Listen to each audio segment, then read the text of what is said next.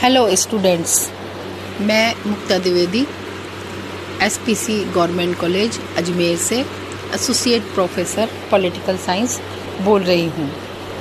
पिछले अध्ययन सत्र में हमने बजट के संबंध में डिस्कशन किया था। उसी को आगे बढ़ाते हुए हम आज कुछ और बजट पर चर्चा करेंगे। ये तो आप जानते ही हैं कि भारतीय संविधान के अनुच्छेद 112 के अनुसार केंद्रीय बजट किसी भी वित्तीय वर्ष में सरकार की अनुमानित आमदनी और खर्च का लेखा जोखा है, जिसके संबंध में हम अभी पिछले अध्ययन में चर्चा कर चुके हैं। बजट परामर्श से तैयार होता है और इसमें वित्त मंत्रालय, नीति आयोग और सरकार के अन्य मंत्रालय शामिल होते हैं। वित्त मंत्रालय खर्च के आधार पर गाइडलाइन जारी करता है और मंत्रालयों को अपनी अपनी मांगों को बताना होता है। वित्त मंत्रालय में आर्थिक मामलों के विभाग के बजट डिवीज़न पर बजट को बनाने की जिम्मेदारी होती है और ये डिवीज़न नोडल एजेंसी होता है।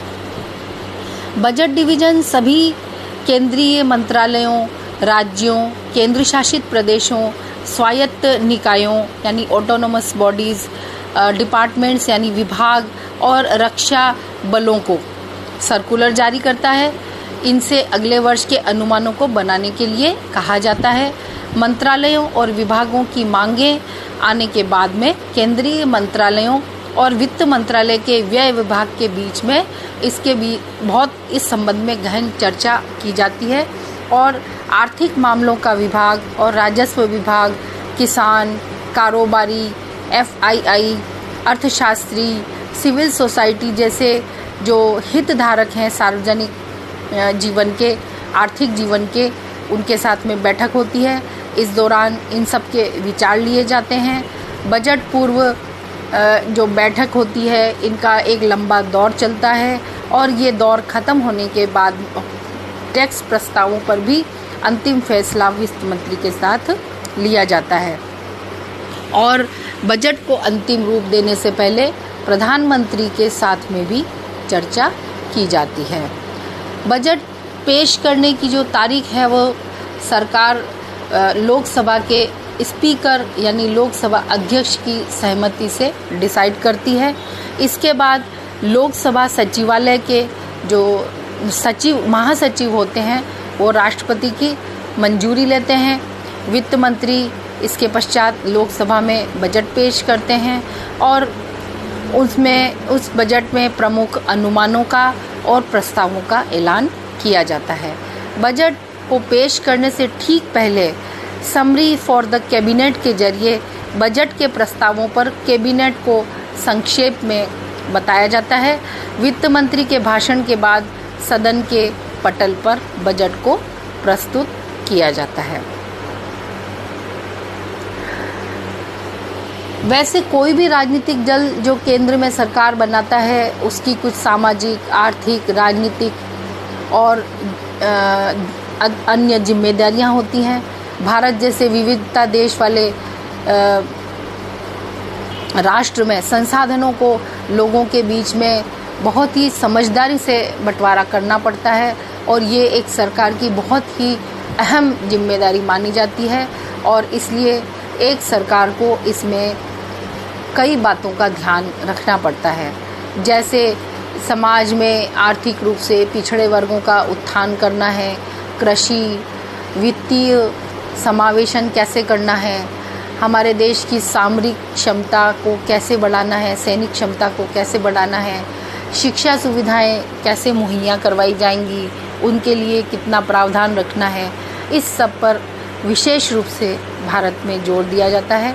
और एक अच्छा बजट वो होता है किसी भी सरकार के लिए बहुत महत्वपूर्ण होता है और जिसमें वो इन सारे वर्गों का ध्यान रख लेता है और अपने देश में आर्थिक स्थिरता कायम रखने में सफल होता है और विकास को बढ़ावा देने में वो बजट अगर सफल है तो वो बजट अच्छा माना जाता है।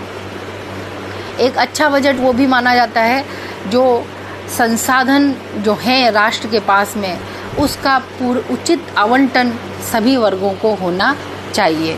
बजट बनाते हुए सरकार जो भी कमज़ोर क्षेत्र हैं उनकी पहचान करती है और उस समय जब वो संसाधनों का बंटवारा करती है या आवंटन करती है तो इस बात को ध्यान में रखती है कि कौन सा क्षेत्र कमज़ोर है और उसको मदद की ज़रूरत है।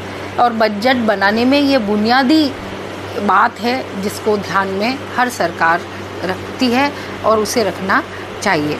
सरकार के लिए ये भी आवश्यक है कि पैसा गरीब के घर तक पहुँचे, गरीब के पास तक पहुँचे और उसकी जो सबसे अधिक ज़रूरत है उस ज़रूरत को सरकार पूरा करे, तभी एक देश की लोकतांत्रिक सरकार, जन कल्याणकारी सरकार बन सकती है। इसलिए बजट एक महत्वपूर्ण भूमिका अदा करता है। बजट आर्थिक विकास को सुनिश्चित करता है। बजट की मदद से सरकार ये तय कर पाती है कि विभिन्न जो सेक्टर्स हैं उसमें टैक्स की दरें क्या होंगी, देश के आर्थिक विकास में निवेश किस क्षेत्र में करना उचित होगा और खर्च कहाँ पे करना होगा, इस सब का बहुत योगदान होता है। सरकार टैक्सेस में रियायती भी देती है और अनुदान या सब्सिडी भी देती है और कभी कभी वो बचत और निवेश को बढ़ावा देने के प्रयास करने के भी प्रावधान रखती है। Keep learning, keep growing.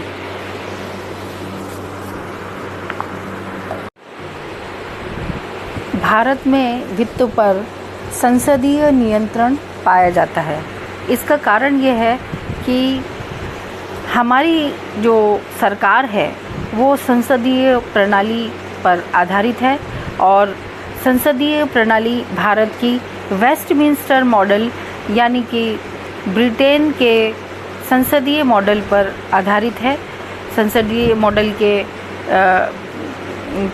से हमने उस प्रेरणा लेकर इसको बनाया है और इसलिए संविधान में वित्त संबंधी शक्तियाँ वहीं के अनुसार जैसा कि ब्रिटेन में है, भारत में भी निर्वाचित प्रतिनिधियों को सौंपी गई है और जिसमें कि सार तत्व यह है कि प्रतिनिधित्व के बिना कराधान नहीं किया जाए, यानी प्रतिनिधि ही सरकार के वित्तीय मामलों पर नियंत्रण रखें और ये सिद्धांत हमारे भारत में भी लागू होता है।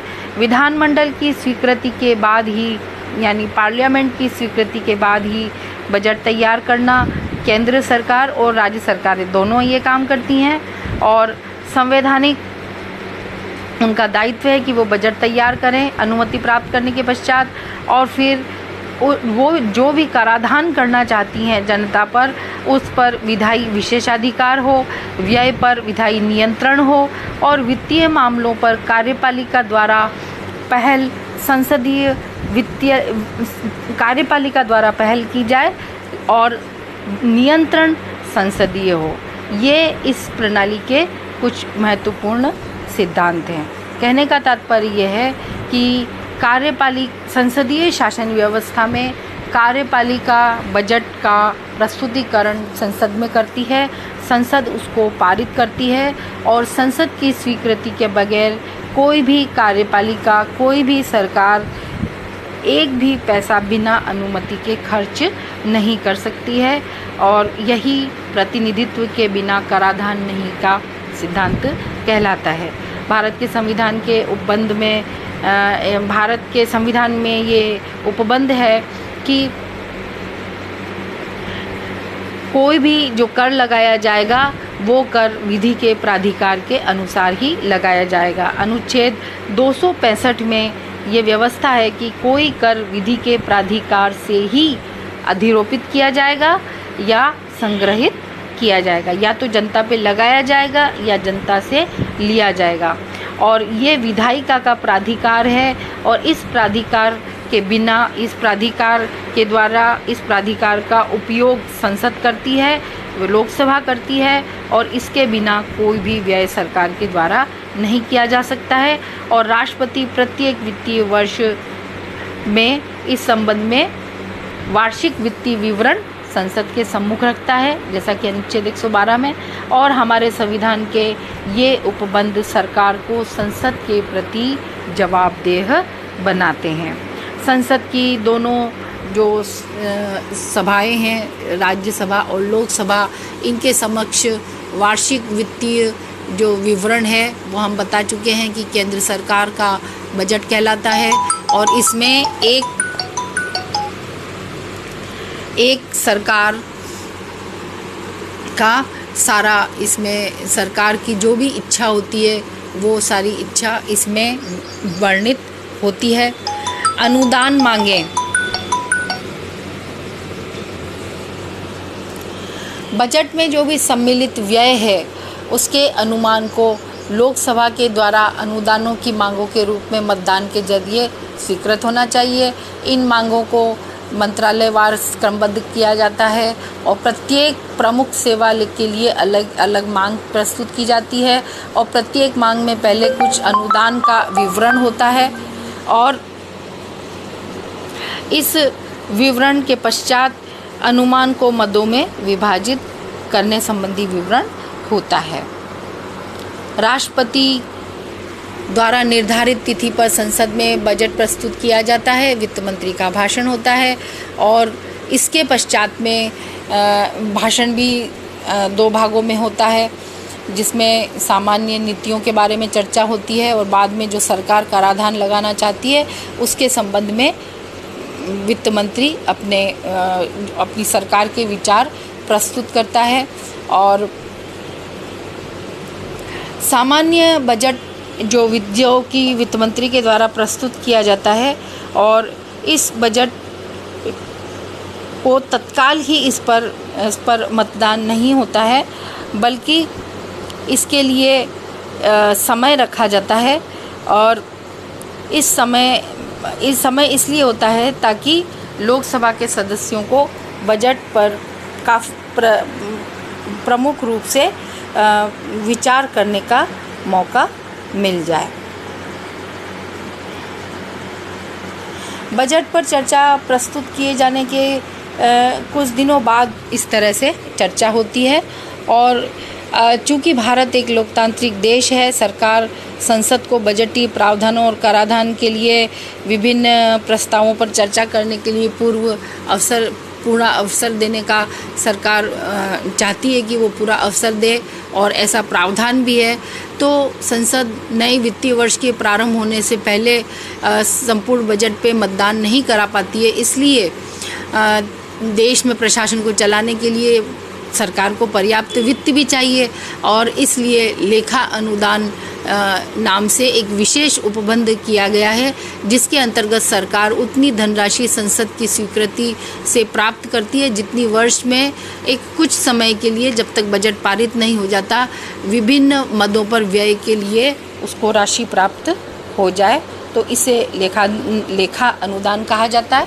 सामान्यतः लेखा अनुदान की स्वीकृति 2 माह के लिए होती है, किंतु यदि किसी निर्वाचन वर्ष में या जब ऐसा पूर्वानुमान हो कि मुख्य अनुदान और विनियोग विधेयक को पारित करने में 2 महीने से अधिक समय लग जाएगा, तो लेखा अनुदान की स्वीकृति 2 महीने से अधिक अवधि के लिए भी ली जा सकती है, ताकि देश में जो भी आवश्यक काम हो, देश के जो रूटीन के काम हैं, खर्च वाले सरकार के काम हैं, उनमें किसी प्रकार की बाधा उत्पन्न न हो। Keep learning, keep going.